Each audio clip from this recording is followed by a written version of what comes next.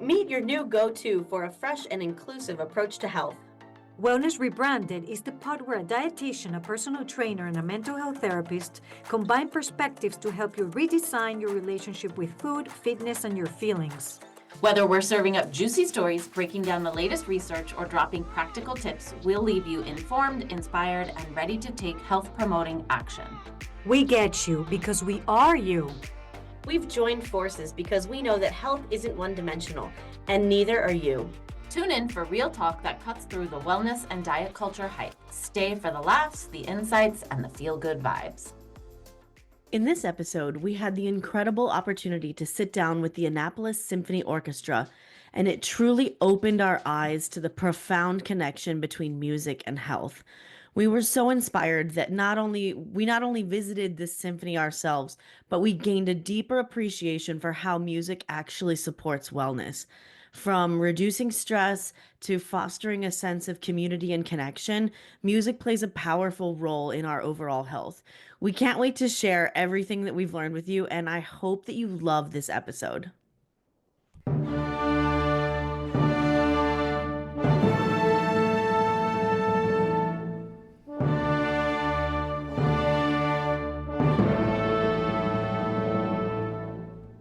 Welcome back to another episode of Wellness Rebranded. This episode is super special. It is being sponsored by the Annapolis Symphony Orchestra. It is one part of their mission is to bring music off the stage and into the community, and this is one way that they are doing that. So we're so honored to have with us José Luis Novo. He's the maestro of the Annapolis Symphony Orchestra, and Dr. Elizabeth Maxwell Schmidt, who is a member of the board. Entering his 20th season as artistic director and conductor of the Annapolis Symphony Orchestra, José Luis Novo is the longest-serving music director in the history of the ASO. Since his appointment in 2005, Maestro Novo has instilled a new and vibrant artistic vision for the orchestra. A Stanford graduate and board-certified emergency medicine specialist, Elizabeth Maxwell Schmidt is not just a healer, but also a trailblazer in medical innovation, education, and organizational leadership. Passionate about wellness, nutrition, and exercise for graceful aging, Liz champions holistic approaches to living a vibrant and healthy life. Whether co-chairing national committees, mentoring the next generations of physicians, or serving on the board of the Annapolis Symphony Orchestra, she thrives on making a difference with a dash of curiosity and a zest for lifelong learning. So welcome to you both. We are so excited to have you here. You both are so clearly distinguished in your fields. And busy. Yes, and busy people. And I would love to just start out by asking you, when did you first realize your love and passion for music?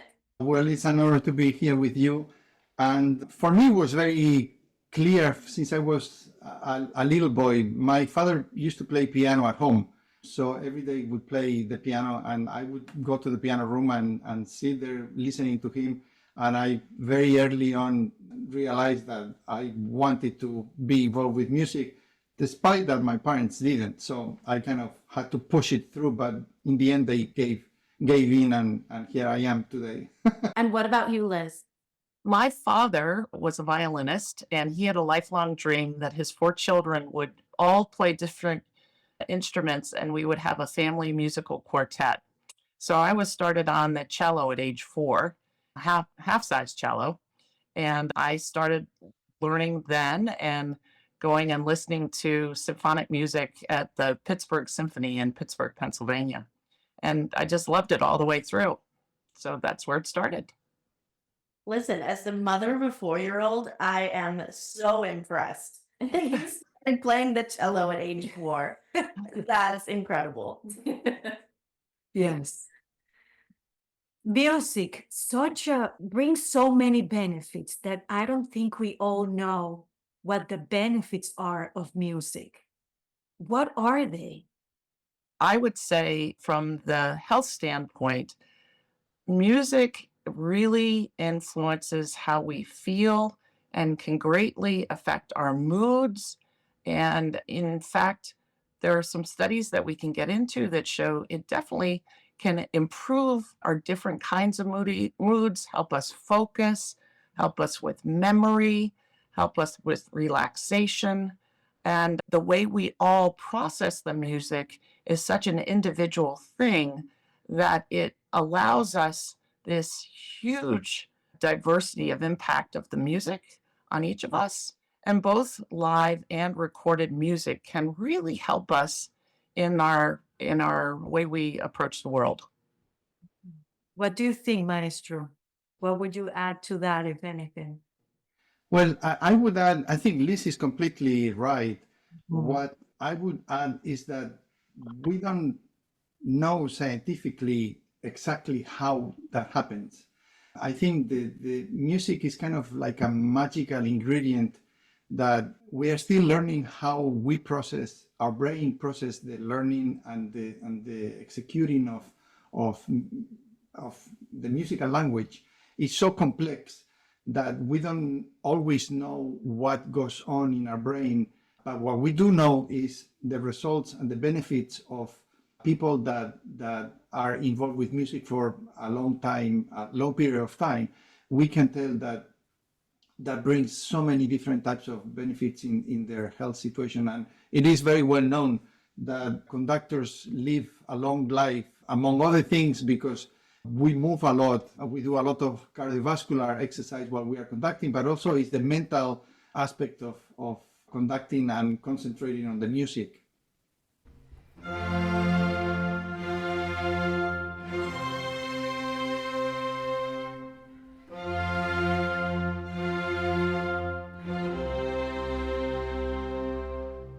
Fascinating. That is fascinating.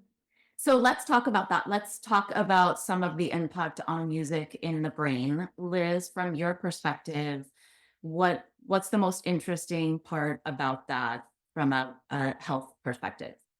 Well, we all know that brain waves are oscillating electrical impulses in our brains, and they're categorized really into 5 different types. This will go from the slower to the faster frequencies, but you may have heard of delta waves, and those are the waves that help us do deep sleep and relaxation. Theta waves that are lighter sleep, and we can train our minds to do meditation and creativity. Alpha waves that help us be calm and relaxed and focused. Beta waves that are alertness and active thinking, and gamma waves that are really our highest level of cognitive processing and learning. And what happens is that when we are exposed to external rhythms, like music, for example, the brain tends to adjust its electrical activity to match the frequency of the stimulus, such as music. So, for example, music with a slower tempo can encourage the brain to produce the alpha waves. And faster rhythms can help with alertness and focus. And even very slow waves help us with deeper sleep and restfulness.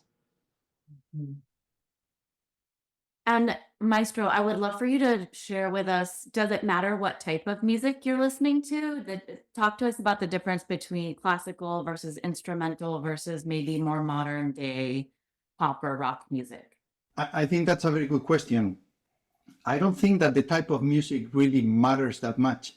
I think it is the way the music affects us, the way we process the music through our brains and through our whole body, actually.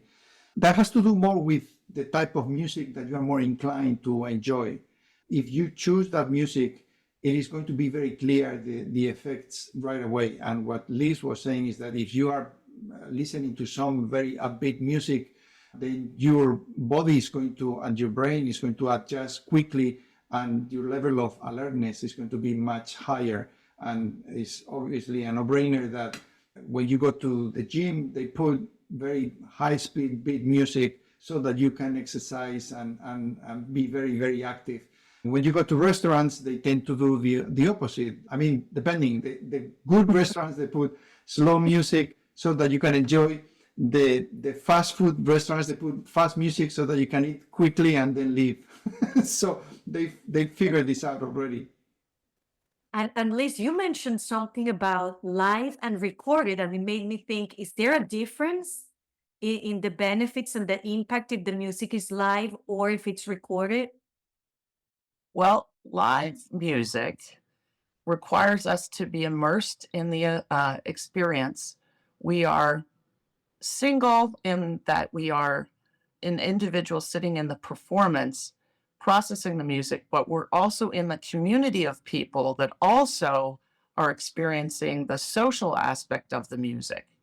Recorded music also is one that allows more selection by the individual, and you can use it repeatedly to get the effect and train your brain to the effect that you're looking for. If I may add, I think that this is a very important aspect that we all experienced, especially through the pandemic, that the social aspect of experiencing music together is much more powerful than just listening to a recording.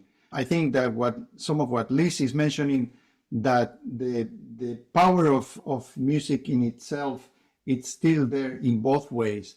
But when we are experiencing music live with other people, there is the social element that is so incredibly important, that brings another psychological and dimension into the experience that is so much more positive.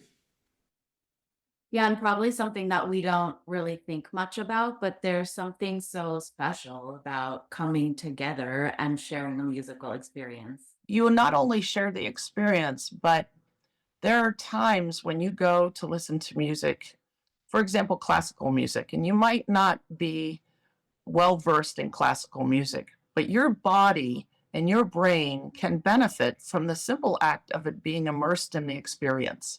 You don't have to know it all to enjoy it. It really can be quite therapeutic to just have the experience. Speaking of that, I was at a fitness conference years ago and the topic of music came up. And specifically, what music should we be playing in the weight room for our athletes?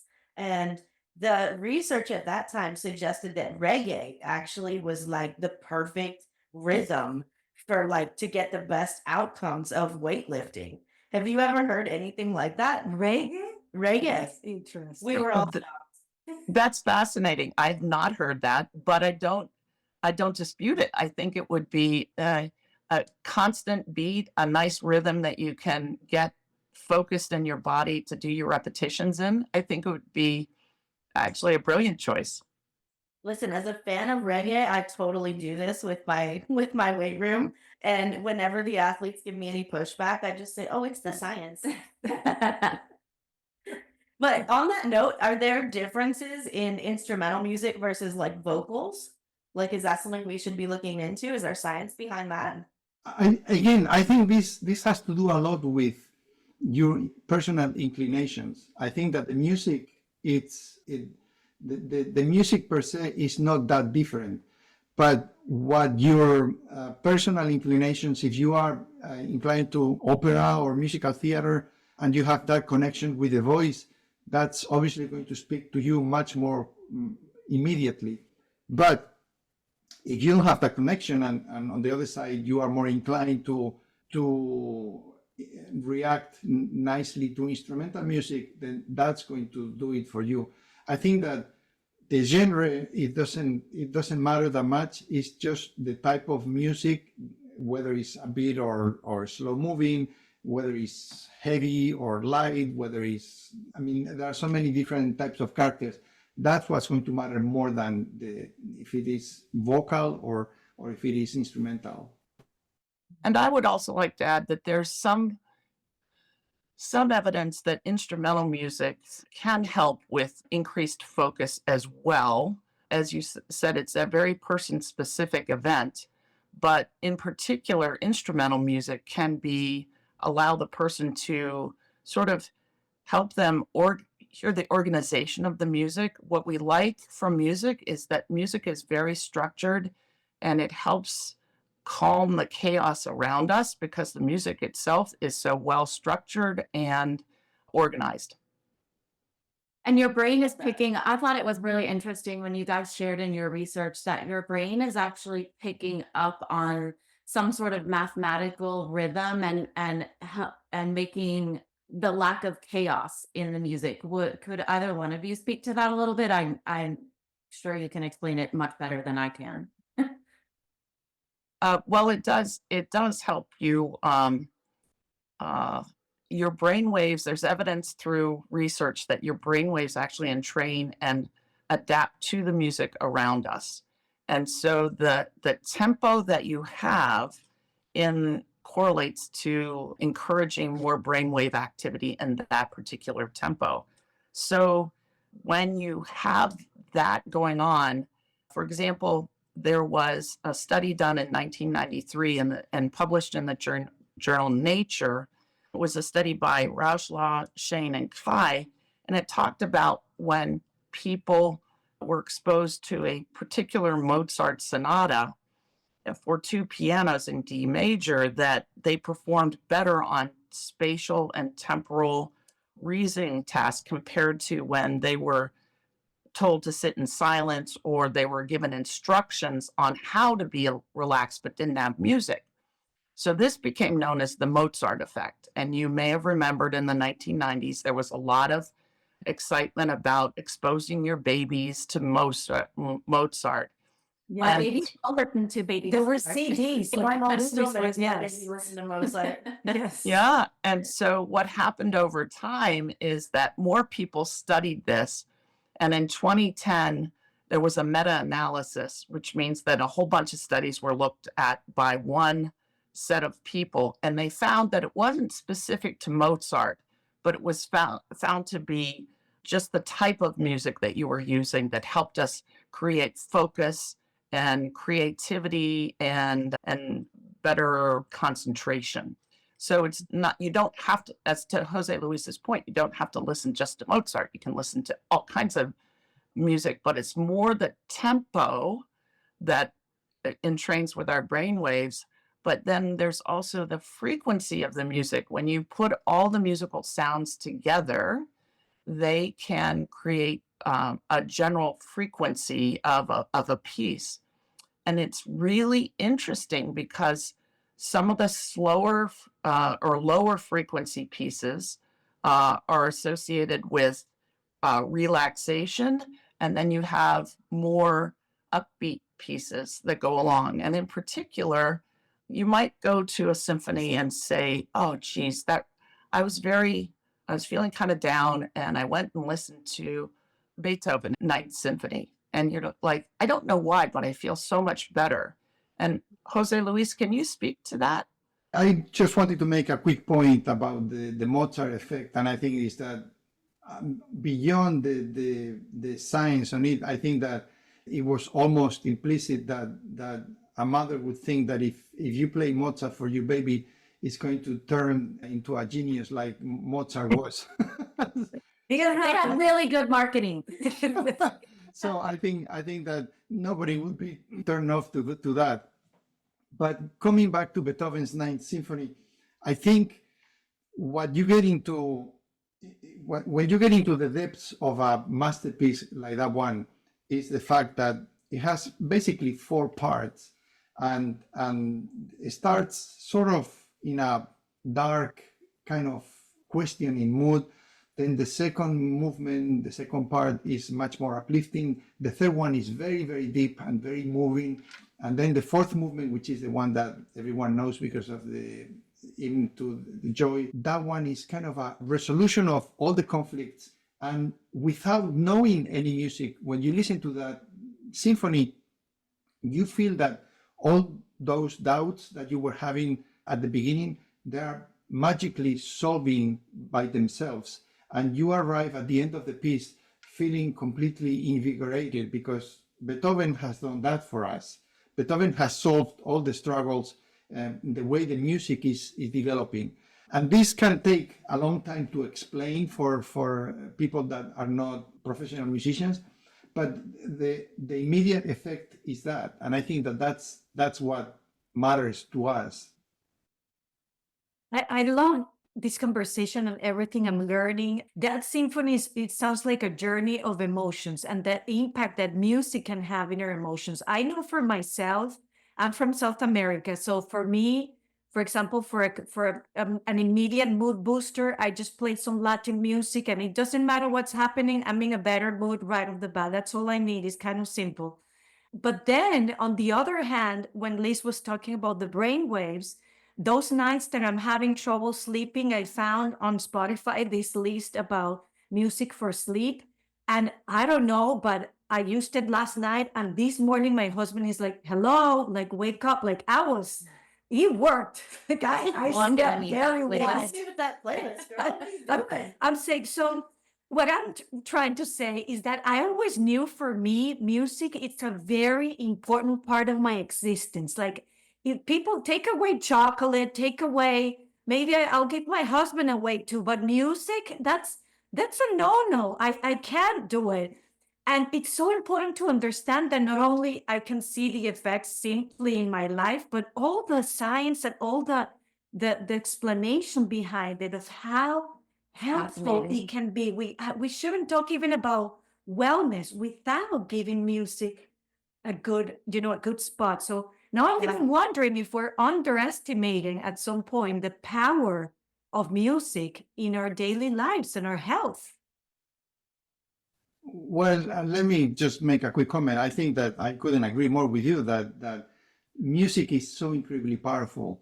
And if we all realize that life would be so much more enjoyable and much easier, we'll have less addictions. I mean, music can be an addiction as well, but it doesn't have side effects. Right. That's the best part of it. Is like you don't need to drink 3 glasses of wine to go to sleep. You can choose a beautiful slow piece of music and that puts you to sleep and you don't have a hangover the next day.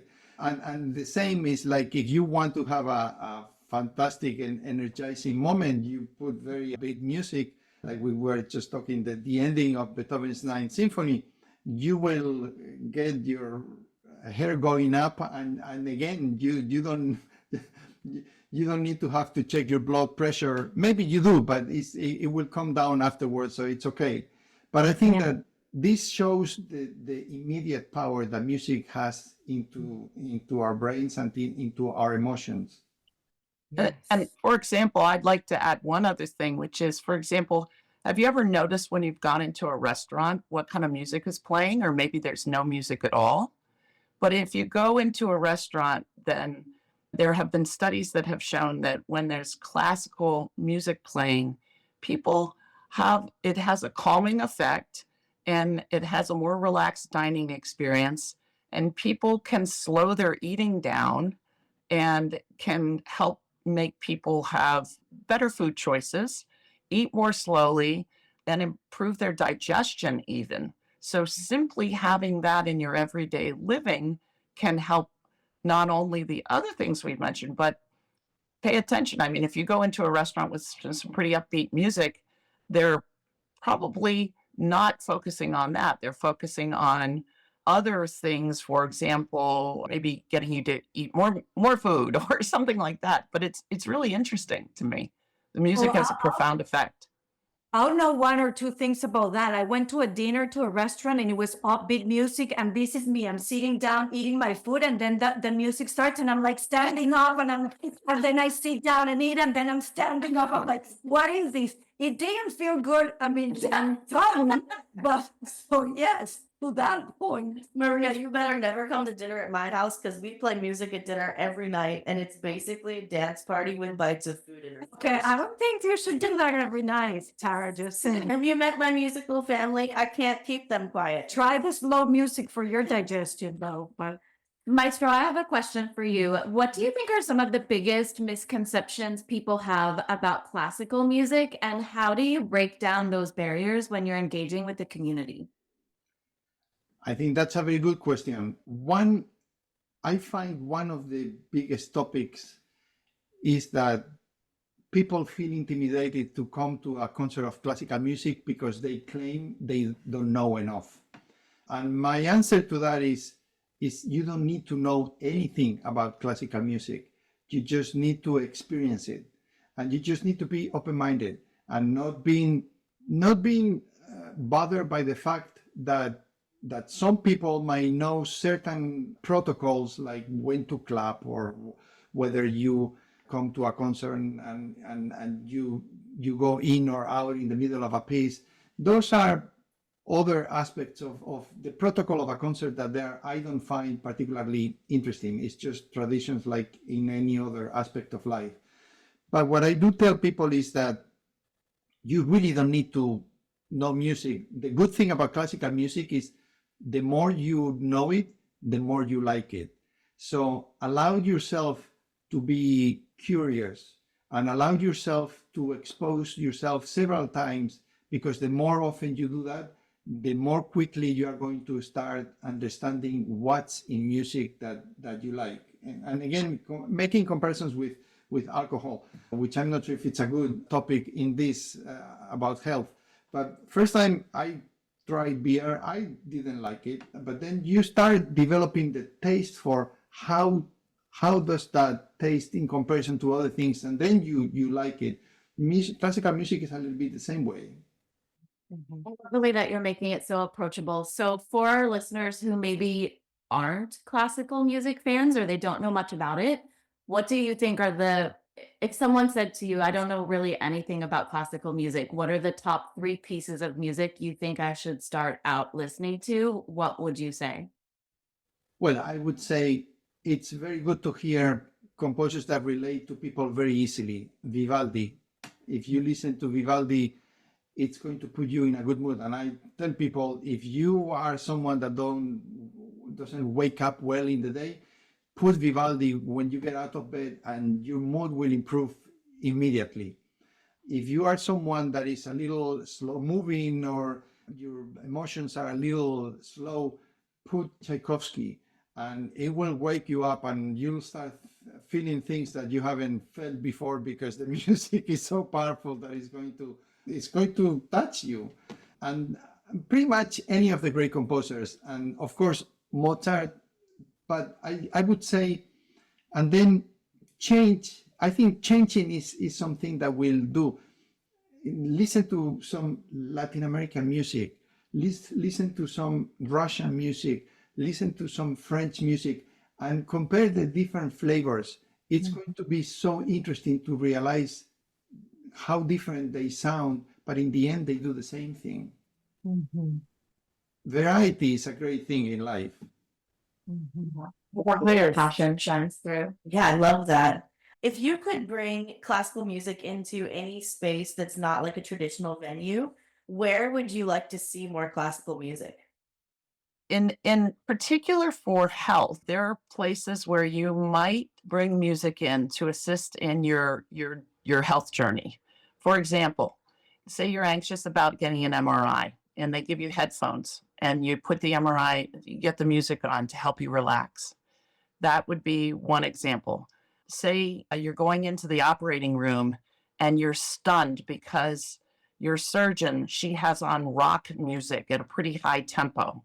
And the answer is that may help your surgeon, him or her, concentrate and focus better. So it's not, you might be surprised to hear music in different places. For example, you might have some music that helps with memory for people with thinking and memory problems. Sometimes music can evoke different kinds of responses in the brain and bring back an entire set of well-trained memories or responses just by hearing a simple piece of music. So there are lots of different ways that our brain processes the music and can bring back, I would use the word homeostasis, because as you know, music is for the most part very measured.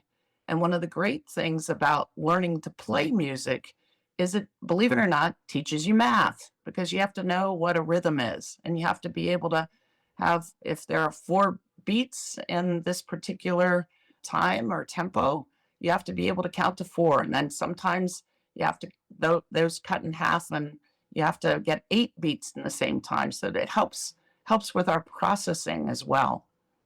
I think that I would agree with all of that. And also, I think oftentimes in music, you find that when composers want to give a particularly meaningful moment, they try to get the beat to match the heartbeat. And that, even sometimes without knowing, the music becomes incredibly powerful. But what I was trying to say about the original question is that I would love to see more music in places where we have young people, at schools, in places where they care, even high schools, and because when you are young, that's when you are most flexible and when you are most curious. And I think if we bring music in those at that moment in life, that's when you have the most time and you are the most open-minded to explore it.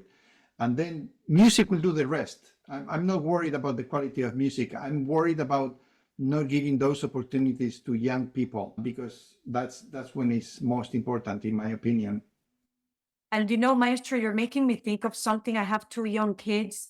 What a gift to expose them to this kind of music as well. When we're in the car just playing some classical music, and really I see it as a gift. Like, yes, we can hear the kind of music that they like, but also there's this. Because if there's so many benefits as a therapist, I'm giving them tools about other things. Music is a tool.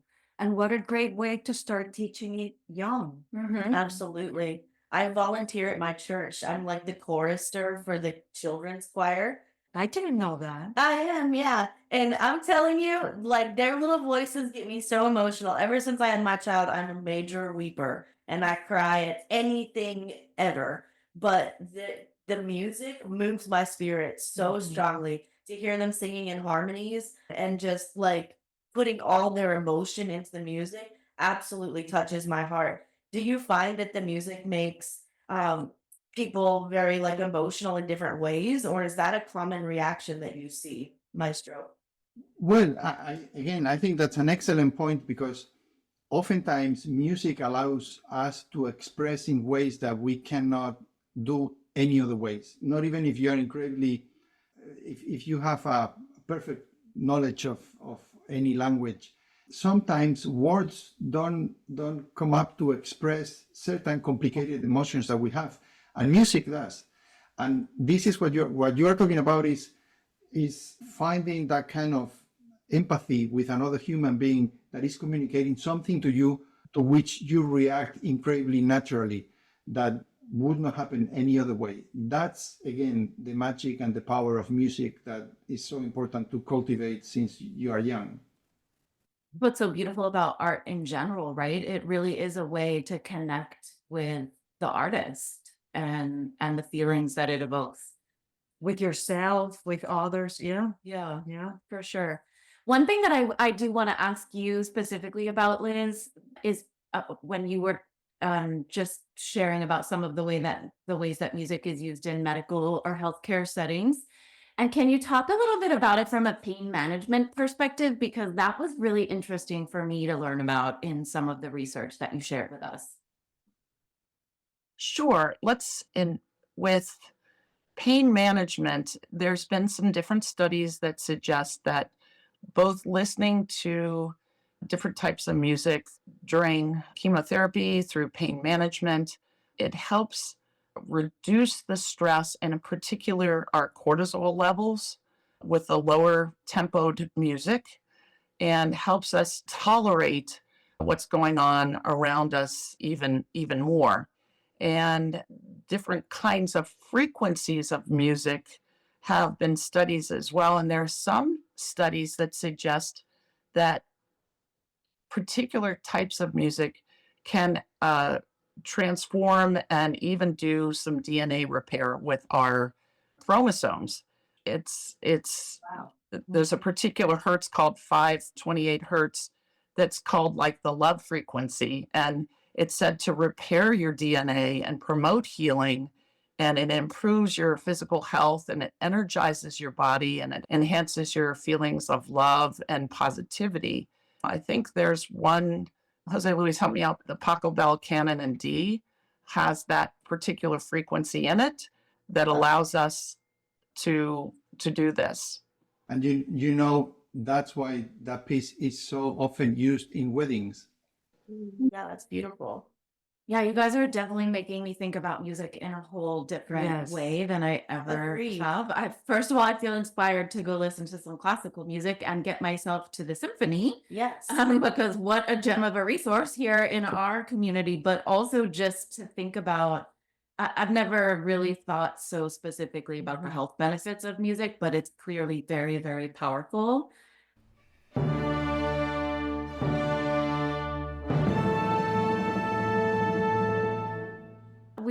would love to do a little something fun with you as we wrap up, which is, Maestro, we are going to do a little rapid fire question, just ask some fun questions to get to know you a little bit better. So Tara has several things, and if you can just give us a really quick response, we'll run through several of them before we wrap up. So it has to be quick. Whatever comes to mind first. No right or wrong answers, Maestro. Maestro, if you could only conduct one section of the orchestra for the rest of your life, which one would it be? The percussion. Oh, yes, that's fun. What's your favorite symphony to conduct? Mahler's First Symphony. Okay. Do you prefer conducting classical or contemporary? Both. So most of us like to sing along with music in the car. Do you like conduct along with music in the car? I sing before the music happens. If you could invite any composer to dinner, who would it be? I would love to meet this French composer, Maurice Ravel, the one who wrote Bolero. He was a Pisces like me. That's why I kind of like his music. Of course, of course. Is there any instrument that you secretly wish you could play? All of them. What instruments do you play? Well, my main instrument is violin. I can play viola a little bit, and I can play piano a little bit, and I know a little bit of guitar, but violin is my main instrument. But you have to, as a conductor, you have to know how every instrument functions so that you can help the orchestra play better. And is that your favorite instrument? If you could choose one, would it be the violin or another one? I think it could be anyone. The violin for me was just an accident because I wanted to play piano, but then there was no room in the conservatory, so I didn't want to waste time, and I signed up for violin, and it ended up being a great decision. But I think that I would have enjoyed playing any instrument. I have another one. Here's the therapist in me. What is something about you, maybe fun or not, that only a few people might know? I cut my own hair. Oh, that's a talent. That is a talent. Did you learn that during COVID? No, I've done that since I was young. I never liked when I went to the barber shop how they cut my hair, so I started doing it myself. You know what? My mom does that same thing. She cut her own hair? Yeah, she goes and gets it done, but then fixes it when she gets home. Okay, one more question for you, Maestro. If somebody was going to play you in a movie, which actor would it be? I would love to be played by this Italian actor Benigni, who did Life is Beautiful? It's beautiful. Yeah, Yes. his character.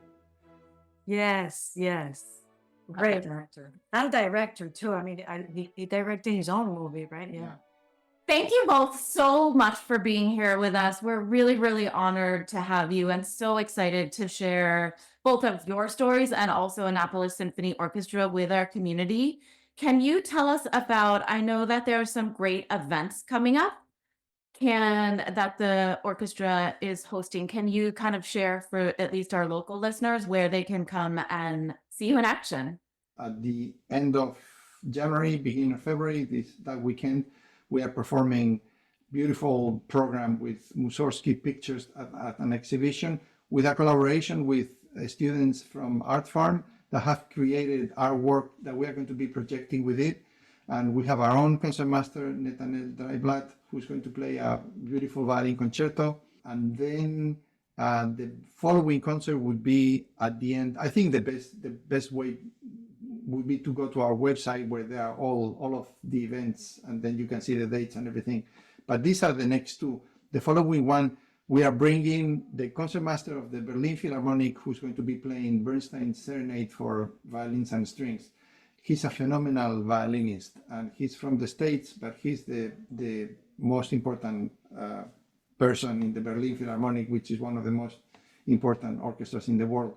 So that's going to be a treat. And I think then, even before that, if you get into this Sunday, we are doing a concert with the Orion Youth Orchestra, which is part of the academy that the Annapolis Symphony created. And we'll have students playing with some of our faculty, and it's going to be a fun program. And that will be this coming Sunday at Maryland Hall. Sounds amazing. Maybe we'll have to organize a wellness rebranded outing to the orchestra and invite all of our friends to join us. Yeah. And for our listeners, the website is going to be in the show notes, and what a great opportunity to check there all the upcoming events we and will look ways them to up. engage with this. Such a good resource and helpful and fun. Is there any last thought you want to leave our audience with? Anything we didn't cover that you want to make sure to get out there? Yeah, I want to insist on people that they still feel intimidated about classical music. There is nothing to be intimidated about. And I think that one of the great things about the Annapolis Symphony is that it's such a, and this is something that everyone notices, that first of all, people that don't know the Annapolis Symphony, they don't know how good the orchestra sounds. So they're all blown away. The second thing is, they love the atmosphere of people and the concerts and the musicians, and because you can tell that we all get along. So it's like when you visit a family that has a good vibe, that's us. So if you like making those types of visits, come to our concerts, you'll have a good time. And if you try it and you don't like it, you don't have to come back. I'm sure that will will love it. Yes. Thank you so much. Dr. Liz, do you have anything you want to share or before we close? Well, you can see why I'd like to be a trustee on the board of the symphony. It's so dynamic. Jose Luis, over the time that I have been attending the symphony, which is probably about 25 years now, he has really opened my eyes to both classical music, but he has a penchant for bringing in new and developing artists, and also new works of modern music. And it's opened my ears and my eyes, and it's been a tremendous learning. And he also has this wonderful ability to turn from the podium and speak to the audience. And we are not a stuffy orchestra at all. We are not a straight-laced, tight kind of orchestra in the sense that we're all dressed very formally. The music is performed exceptionally well, but the audience is relaxed and Annapolis casual, I would call it. And we have this ability to come together and listen together, but Jose Luis will turn to us and in the middle of the pieces, educate us about what we're hearing and what the theme is. So even if you don't know about the kinds of pieces being played, there's a good chance you're going to learn something. So come and see us. We'd love to have you. Thank you both so much. We can't wait to release this into the world and have everyone share your passion and knowledge and wisdom with us. You know that exhausting cycle of obsessing over your food choices, tracking every bite, feeling guilty after eating, and promising yourself you'll start fresh on Monday? If you've been stuck in that loop, I want to share something important. The problem was never your lack of willpower, and the solution is not another diet or a better plan. This is Elizabeth, and I created my Thrive Tribe 4-month group coaching program to help you break free from this exhausting cycle of dieting by showing you how to heal your relationship with food and your body. Inside the group, you'll learn how to stop letting the scale determine your mood, how to keep all foods in the house without feeling out of control, how to silence the constant food chatter in your head as you reconnect with your body and its cues so you can trust yourself and your food choices. Doors to Thrive Tribe are currently open, and the next group will launch in the middle of February. To learn more and see if you're a good fit, book a free strategy call with me now using the link in the show notes. I intentionally keep these groups small. There are only 8 spots to ensure that you get the support you deserve to do this deep healing work. So please don't wait to reach out. I'd love to help you transform your relationship with food and find lasting food and body peace.